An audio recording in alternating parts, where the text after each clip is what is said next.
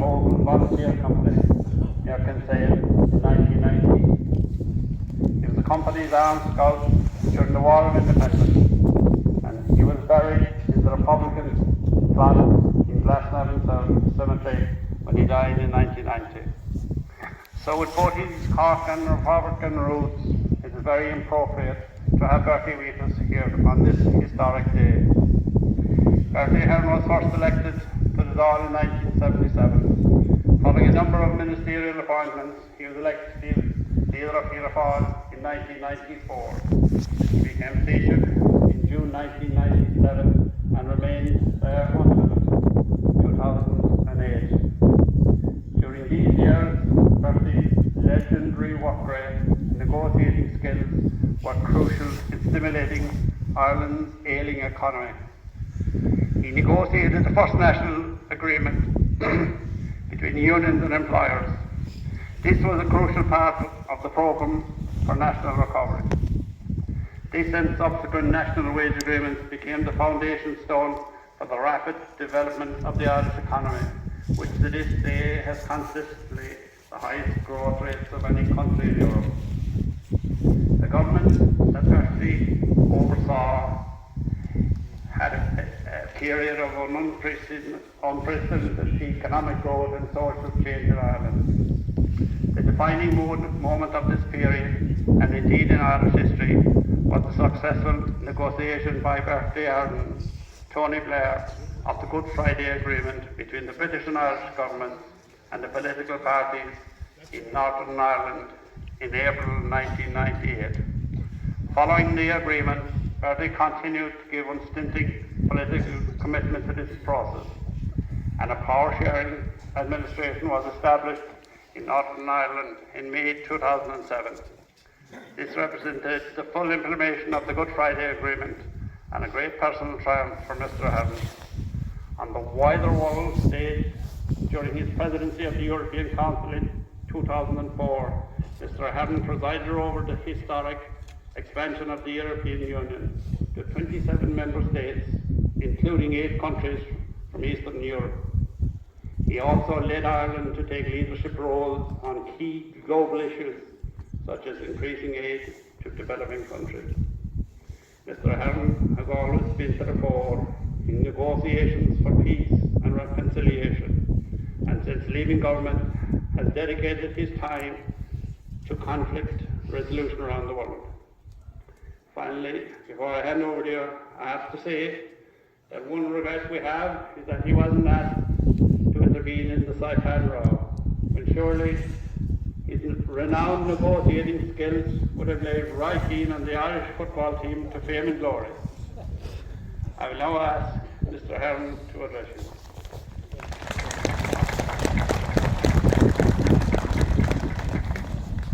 Thank you very much, Chairman Dick Barrett. And to all of the people of Ahiohill for coming out here today.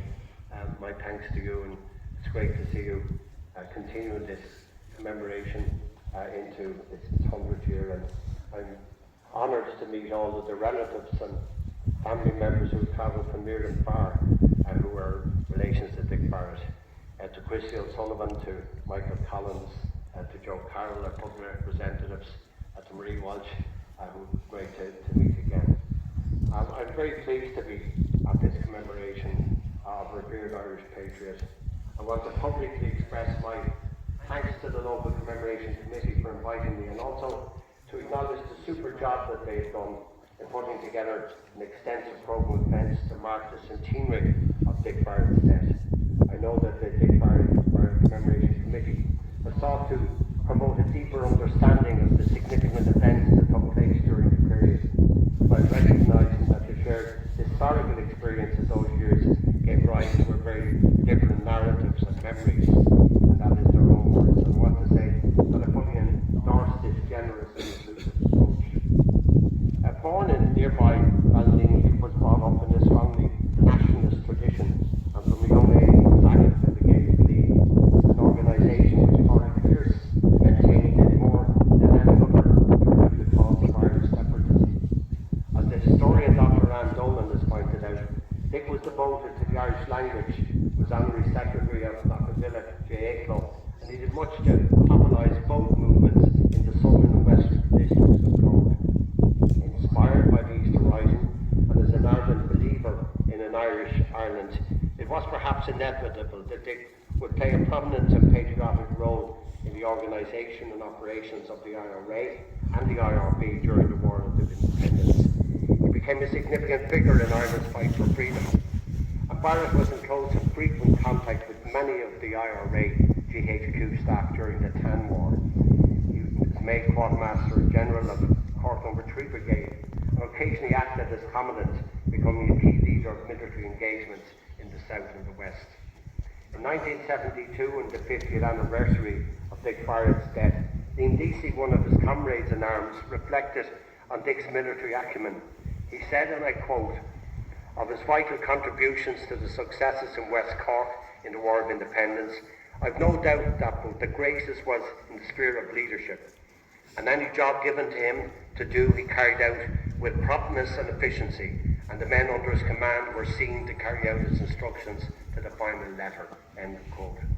Cork, of course, was at the forefront of Ireland's fight for independence, though the county's nickname, the Rebel County, actually stems for its support from the dispossessed House of York in the 15th century War of the Roses. Most of us, when we hear the term Rebel County, not unreasonably or perhaps instinctively think of the massive contribution of brilliant Cork military and political leaders like Michael Collins, Tom Barry, Sean Moylan, Terence McSweeney, Thomas Curtin, Donnacha de Barra and Dick Barrett. They all played seminal roles in Ireland's journey towards independence. As a result, Cork achieved lasting international renown as the centre of Irish resistance to the British rule, and pride in the fact was still much evident decades later. I love the story, Chairman, told by Dave Powers, one of John F. Kennedy's closest advisors, whom accompanied the US President on his visit to Cork City in 1963. Powers wrote, and I quote, "The President enjoyed every minute of our visit to Cork, and he's the hotbed of Irish Revolution." Kennedy pointed with glee to one hand-lettered sign held up in the crowd, linking him as a Yank with Eamon de Valera, who was born in New York. The sign said, and I quoted, "J.F. Kennedy and death for Boston and New York, but the boys who beat the Black and Tans were the boys from County Cork."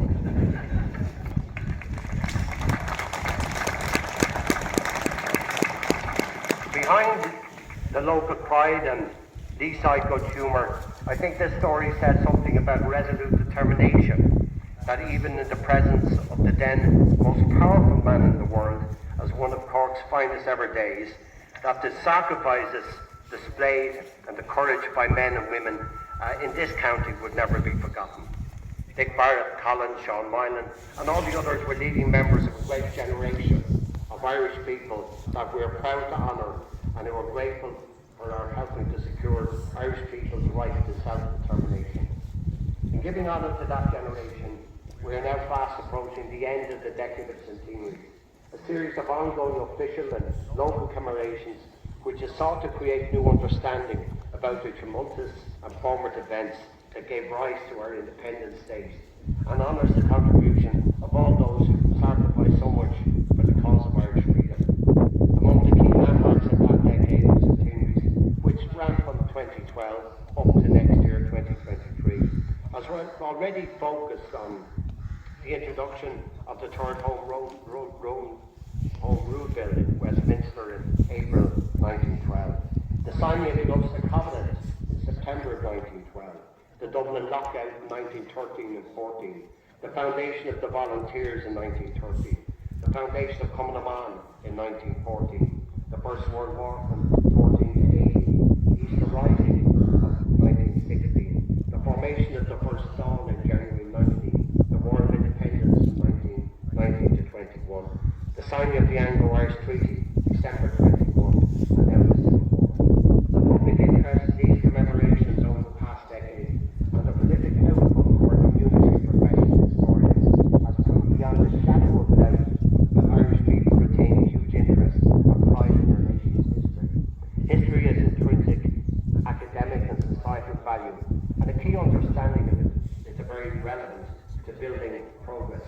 Put simply, in shaping the future, we need our young people, and glad to see Tony here today, to understand the past and also to learn from it. It is for this reason that I was outspoken some years ago as a former teacher about the short-sighted and quite frankly ill-considered decision of the National Council for Curriculum Assessment to downgrade history in our secondary schools and to make it non-compulsory subject. I think of all of us who with appreciation for history were grateful that this terrible decision was eventually reversed. As Taoiseach, I gave a lot of consideration to how we would deal with the significant anniversaries of major and often tumultuous events for history. In my second term as Taoiseach, I set in train the preparations for the decade of centenaries when I made the decision to reinstate the annual Easter Military Parade in 2006, which had been abandoned since 1970 due to the troubles in Northern Ireland. I also insisted on a major state commemoration of the 90th anniversary of the Easter Rising to lay the foundations for the centenary events. The Dáil record from this time will show that not everybody agreed with this action. I'm glad to say that many of them have changed their minds. And I think the public support that we've seen for the decade of centenaries vindicates the initiative my government began. At the time in 2006, I said that I wanted to see significant commemorations over the course of what has become known as the decade of centenaries. Because, and I quote from what I said then, it is important that our young people learn about the suffering, the loss and the sacrifice that have taken place to give this country its nationhood, and that we all understand past mistakes so that we can build a peaceful future for everybody. I still stand strongly of those views. History, Chairman, can be unifying, and I know that large segments of our community quite justifiably draw local or national pride and an inspiration from the fears of past generations, from their idealism, from their courage and their perseverance and their sacrifice, especially during the Easter Rising and the War of Independence. Coming from a nationalist and republican family and tradition, I share that pride in those who put this country on the road to national freedom. But I'm also conscious that for others who share this island with us and hail from a different political tradition, that these events are contentious and can be part of a very painful legacy. I've always said that our appreciation of history and the understanding we take from it should strive to be inclusive. And it is for this reason that I, as Taoiseach, I decided that along with the 90th anniversary of the Easter Rising, we would also mark the shared history of the Great War of people from all traditions on the island of Ireland, in particular the Battle of the Somme, which has the church place located many people from the Unionist background. Being inclusive in our approach to history and commemoration paid dividends on the path to peace. The late Dr. Ian Paisley, who became a good friend of mine and a valued partner of peace, respected the work we were doing in honouring the Unionist tradition in the history, and this helped to break down barriers. My last day as Taoiseach, I was honoured to be joined at the official opening of the Interpretive Centre at the site of the Battle of the Boyne by Ian as then First Minister for Northern Ireland. I still recall his wise words on that occasion when he said, and I quote, "The killing times must be ended forever, and no tolerance must be given to any advocate of their return." End of quote. My final words in my speech on that occasion were, "Let us be reconciled with each other, let us be friends, let us live in peace." I pray that these messages continue to resonate throughout our island, both north and south, east and west. Taking an inclusive lens of history and how we approach the Irish Civil War is, in my view, not only the best option, but the most sensible one and sensible course. I know that some of those who were less enthusiastic about the decade of centenaries probably genuinely felt that when it came to the Civil War, we should let sleeping dogs lie. But I disagree with that. The Civil War is certainly not a time to be celebrating, but I think it nevertheless must be remembered. For too long, the Civil War was swept under the carpet of history.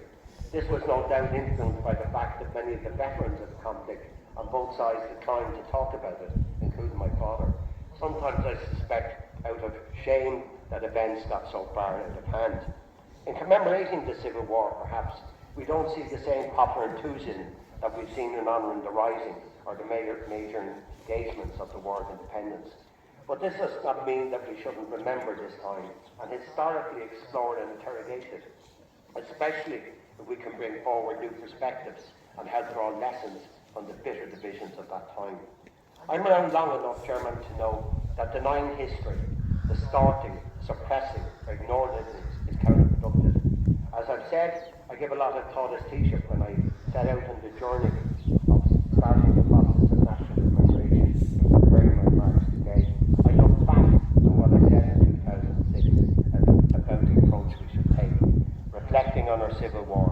I sat back then 16 years ago now, and to ask today what side would you have been on is a superficial question, which ignores the fact that personal experiences in elections were central. We simply cannot know what the reaction is in their situation. What matters today is their idealism, what we have built on the foundations they laid. Ireland's future democracy is what we are finding in this situation. For all parties, except that Irish history belongs to every Irish person and is beyond political posturings. I would hope that a mature democracy in 2022 will view the Civil War no longer in terms of size, but in terms of lessons. History is important because in trying to chart the future, we have to understand the past, trying to take lessons from the complex series of events that led up to 1921 treaty and the subsequent Civil War split is not easy. But from my own personal experience, and I can say that unlike Lloyd George, the British Prime Minister at the time of the treaty, I believe more contemporary British politicians and Prime Ministers like John Major and Tony Blair entered into the peace process and negotiations in good faith. Unlike Lloyd George, both John and Tony were both prepared to genuinely listen to the voice of Irish nationalism and accepted that there had to be parity of esteem. I do sincerely believe, Chairman, that our Civil War split could never have happened, and I also believe that Lloyd George played a dishonourable role in bringing it about. He was the Prime Minister who forced Collins and Griffith to sign the treaty in 1921 under the threat of immediate and terrible war, in his words, which was hardly an act of political good faith. It was also important to remember that in the spring of 1922, Collins made a commendable effort to heal the chasm between the pro and anti-treaty factions by bringing forward what was in effect a draft Republican constitution for the Irish Free State under the auspices of the treaty. But this initiative, which may have prevented hostilities, was dealt a fatal blow by Lloyd George. British Prime Minister rejected Collins' draft of Free State Constitution, which provided for, in Lloyd George's words, a republic in disguise. Arthur Griffin, who became from a dual monarchy political background, then returned to London to negotiate changes to place the Crown in the central position in the Free State Constitution. From that point forward, as a result of Lloyd George's intervention, conflict in Ireland over the treaty was going to be hard to avoid. The Collins-De Valera Pact of 1922 was a last-ditch attempt to prevent conflict. The pact put forward a national coalition of candidates representing both sides in the treaty debate in an effort to maintain a semblance of unity in the Sinn Féin ranks, and which would have ensured that anti-treatyites would get cabinet seats after the election. Had this pact maintained, civil war would certainly have been avoided. Lloyd George's destructive fingerprints can again be seen in jettisoning this effort to compromise. The so-called Welsh wizard insisted that Collins-De Valera Pact violated the treaty by accommodating Republicans. Under this intense pressure, Collins repudiated the pact shortly before the election, leaving Republicans feeling further betrayed and alienated. The spark that inflamed the Civil War was, of course, the assassination in London of Sir Henry Wilson, who was actually carried out by two of Collins's London IRA men. In Lloyd George's government, however, they put the blame on Republicans occupying the forecourts in Dublin, and Winston Churchill, Lloyd George's Secretary of State for Colonial Affairs, warned Collins that if the provisional government did not end the forecourt occupation, British forces still in Ireland would be prepared to act. This led Collins to take the tragic decision to attack the forecourts on the 28th of June 1922. Apart from the malevolent and under-researched hand of Lloyd George at the roots of our Civil War, the decision of the provisional government to prohibited army convention in January 1922 undoubtedly contributed to a dangerous fissure among the armed forces who had fought the Black and Tans to a standstill. Poor communications, a lack of effort to prepare the IRA membership of compromises, many unpalatable, that would involve the Free States' inclusion in the British Empire under the apex of the Crown, which of course was very legitimate to oppose, also sowed the seeds for conflict among diverging armed IRA groups. Collins's argument that the treaty provided the freedom to choose freedom was for many historians being largely vindicated. Perhaps ironically by the actions of Eamon de Valera's government in the 30s, when he step by step dismantled the treaty, culminating in one of our own free, inspirational and enduring constitution. And while some revisionists take a jaundiced view of our history, that those who opposed the treaty were unconstitutional militants of poor Democrats, I think it should be acknowledged that there were deeply felt, sincere and very valid reasons to oppose a treaty that made Irish sovereignty subservient to British authority. The great tragedy of the treaty was that these deeply held political differences could not be contained within the political arena, and that armed conflict ensured, if there was one reason we should talk about the Civil War, is the primacy of democratic politics.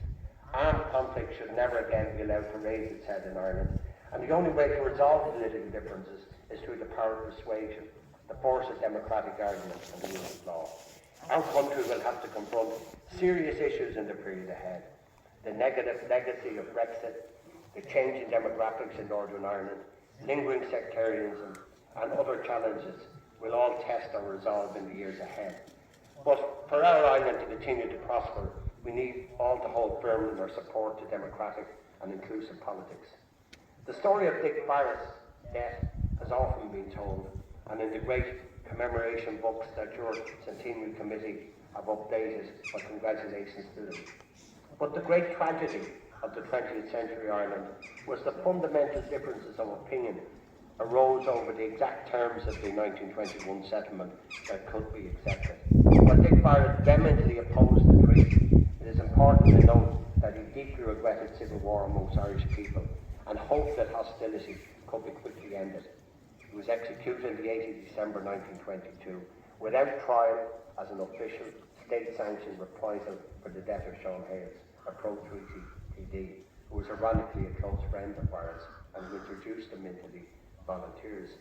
Barrett had absolutely nothing to do with Hales' assassination, and with a strong respect for representative government, he had in fact strongly disavowed the Republican policy of targeting top the dollar. Barrett's extrajudicial killing, alongside Lee Mellows, Joe McKelvey and Rory O'Connor, which seriously departed from the rule of law, reverberated around the globe, was criticised in the American press and even in the London Times. Perhaps the most profound comment about the execution was made in a letter to the Cork Examiner on the 15th of December 1922 by the family of Sean Hales, who wrote, and I quote, "We're of the opinion that reprisals on either side will only increase the bitterness and delay the reconciliation that all patriotic Irishmen long and pray for." This was a theme that Dick Barrett himself had touched upon in his final letters from his prison cell an hour before facing the firing squad. Writing to his fellow prisoners, Barrett urged, "Do not bear ill will or dream of reprisals." Unfortunately, for too long, that call went unheeded. Reprisals, atrocities, departures from the rule of law on both sides during the Civil War, hiding an important part of national life for generations, and is something that we do not want to relive. Perhaps the biggest tragedy and lessons we should learn from the Civil War is that the country lost so many of the best and the brightest leaders: Barrett, Lee Mellows, Michael Collins, Colin Bruin, Arthur Griffin, Erskine Childers, Sean Hales, Lee Lynch, and so many more, at a time when they were badly needed to build up a new Irish state. And as we look to the future, Chairman, and the second century of our independence statehood, we honour all those who fought and died for their vision of a free Ireland that they wish to shape. But we should also hold firm the conviction that in a mature democratic society we have now arrived at a point in our history where no one needs in this island to fight and to protect their national identity, their liberties, their freedom. Peace is precious. It has been my life's work. My fervent hope for the next generation of politicians on this island is that we consign our effort to the dustbin of history, polarised policies, so the debate will focus on social, economic and climate issues and securing a better, more prosperous and sustainable future for all our children and grandchildren. I complete and finish as I started by congratulating your wonderful commemoration committee for all the work and effort they put in this year, for all the contact that they've had with me during the year, and I wish all of you well for the Christmas break.